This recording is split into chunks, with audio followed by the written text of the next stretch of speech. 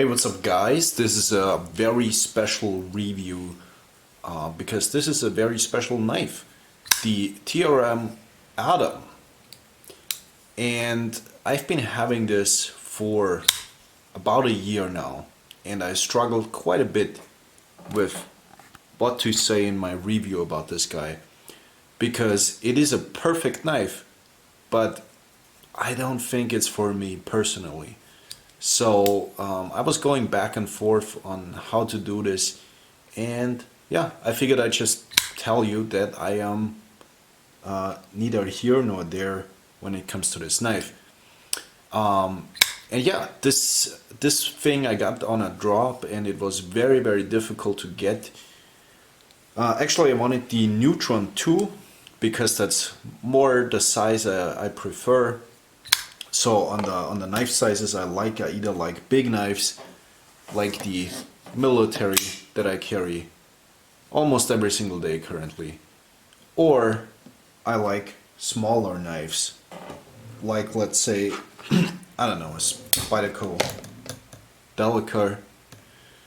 So I'm either big or small when it comes to knives, but I don't like this in-between size. So this is like a 9 centimeter or 3.6 inch blade.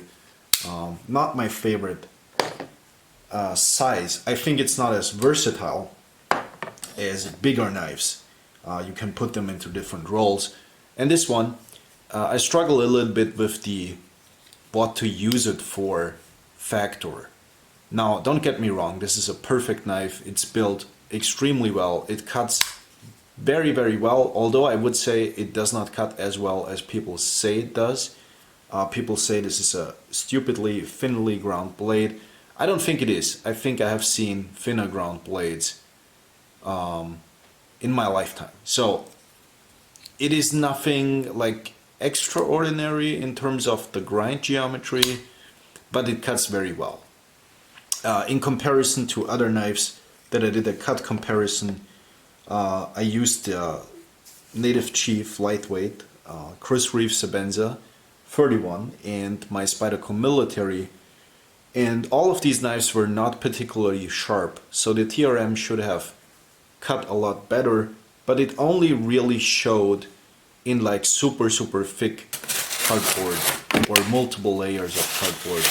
It showed that the Atom is quite an ergonomic knife that cuts really well when you really bear down on it. So despite this being a lot thinner than most knives, so the construction is really thin. Actually, that really tells you nothing, right? Let's get a PM2 out for thickness comparison. So it's a lot thinner than a PM2, and also in blade thickness, obviously it's like a 2mm blade, very thin, and it is very comfortable because it is contoured quite nicely. Now, so a lot more comfortable than a PM2 in harder cutting, and actually a lot more comfortable than most knives when you really bear down on it. The box actually says it's a 3D contoured carbon fiber. Now I think these scales look relatively flat. They are only contoured at the edges, but they're not like three-dimensional in the middle section here. At least they don't seem to be. These seem to be milled because I can feel a milling texture, so it feels very nice. You can only feel it this way, not horizontally. But yeah, very nicely built knife indeed. It feels beautiful, and the carbon fiber gives it kind of a classy look. But yeah, going back to what I said earlier, I think it cuts really well. It could be a lot thinner behind the edge, and I've seen thinner knives, and I struggle to see what this is ideal for, right? For me personally, because you know everybody has different use cases in knives. So this is a Chebukov Strish that I have had for a lot longer, and the Strish is just a lot thinner behind the edge and has a more robust blade stock thickness, slightly more robust blade stock thickness, not dramatically, but yeah, so this is nothing special, and I think the Strish is a good competitor to the Atom. Let's check for cutting edge length. Yeah, you can see the. Actually, you can't see that because the angle is kind of weird. But yeah, you can see there is a lot more cutting edge on the Strish. One thing I like better on the Atom is that the Atom has a thicker, more robust liner lock. Focus, please. Can you see that? The Strish has an absurdly thin liner lock. So I like the lockup a lot better on this one. Yeah, but I think the Strish is the overall better designed knife because it keeps you from the cutting edge. So this is my only real negative thing about this thing, because other than that I think it's pretty much perfect. It would be the perfect EDC knife if it had yeah, if the cutting edge was not terminating in the handle. I really don't like that. So many makers do that right now, and I don't know why this is a thing, but I really dislike it.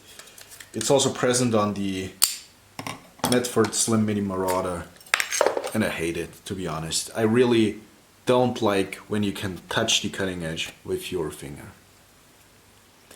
The main reason I don't like it, well, actually there are multiple reasons, is first of all, everything, whenever you cut cardboard or anything else, it gets stuck right here. So you need to be very close to the cutting edge to block it. And that leads to most of the times you cutting yourself just a little bit. And I really dislike that because I am sometimes in very dusty and dirty environments. And I obviously don't want to have an open wound in such an environment. So I don't get it why people like this style of doing it. Like, why does the ricasso have to be that way? It's just ugly. Like, do it like Spyderco, please. This is just, it's so simple, you know, just this, and it keeps the cardboard from slipping in here, and it keeps your fingers safe, and it's just a lot more enjoyable. So I don't get it why people design knives like that. But designs like this are currently all over the place, and I just don't see it. But this is the only negative thing about this. Other than that, it's a pretty much perfect knife. It has large thumb studs. They are slightly pointy at the corners. So sometimes I press on it from above. Seems to work well. You cannot reverse flick it. At least I struggle to do it. Actually, you can, but it's not nice and it's not enjoyable. It's more for slow roller or preloaded. Runs on washers. I watched a video the other day where somebody complained about this Benzer being a bad knife because it doesn't have bearings, which is so ridiculous. Washers are the way to go. I really like a knife that's based on washers and that is not a flipper, but a nice manual action. It's very long lasting, very safe, very robust.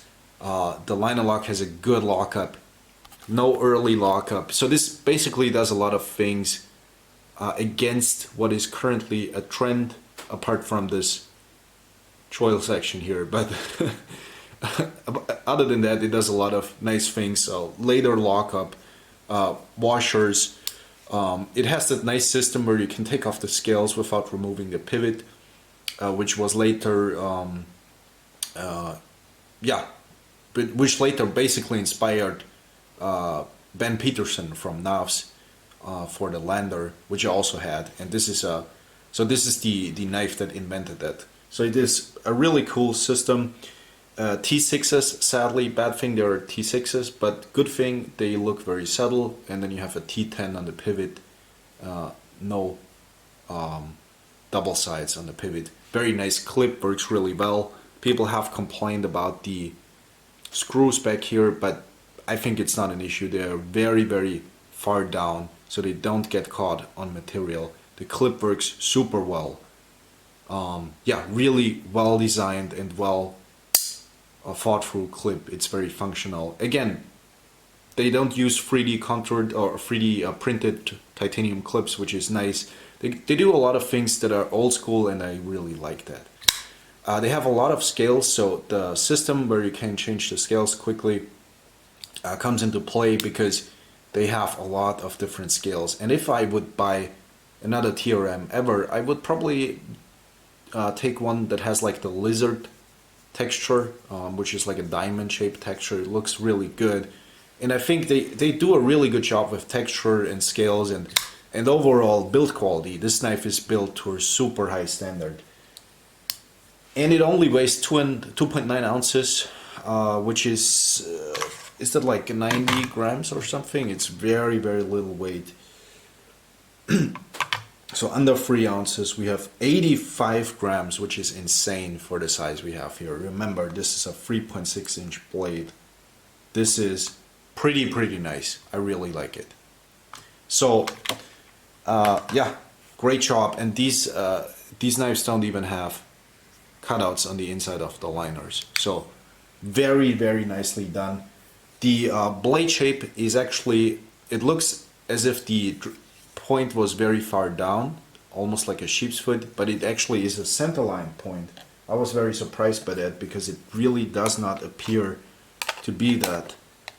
But as you can see when I break out my geodriac, the point is in the center line of the blade, not in the center line of the handle because the handle curves down, but it is in the center line of the blade, meaning you can actually control the tip very, very well. So it is a really nice simplistic shape, both in blade, handle. It uses a thin blade stock, a decently thin grind. Like I said, not the thinnest grind that I've ever seen. This one is 20 CV steel, not my favorite steel. It is okay.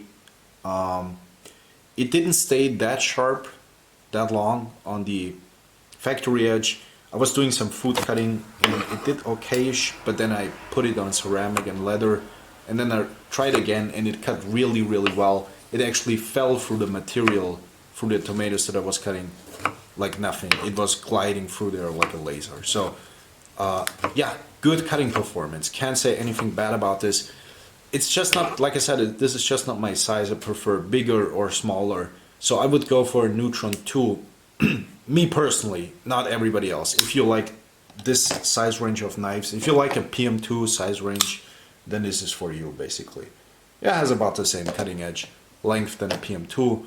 Just carries better, cuts better, feels more ergonomic when really bearing down on it. And yeah, price is about half the price of a Sebenza with inlays. I rarely talk about prices because they change so often and they are not representative for what a knife can do. And I think it's worth it. It's made in the US. They have a really high standard of build quality, and yeah, I have seen better knives, I have seen worse knives. It's really good. It's definitely one of the best built American made folding knives there is. I wouldn't base my buying decision on the steel 20 CV Magna Cut. It doesn't matter. It really doesn't. Like, I don't think Magna Cut is quite there yet in terms of its performance, what it could potentially do, and I don't think 20 CV is the best steel either. So it really, I wouldn't base my buying decision on the steel. I would just pick the one that I like the most in terms of finish and scales and configuration and size, of course. Yeah, they have many different clips on all their knives, so be aware of that. Oh, and you can get rings for these thumb studs. They're a little bit pointy, so you can basically get rings to make them less pointy, but like I said, if you press down from above, it's not really an issue. You cannot shake the blade out of the handle. Detent is really good. It's a well-made knife. That's everything I can say about this. This is really, really good. So this is it for this video. Thank you guys for watching, and maybe see each other in another video. Goodbye, people.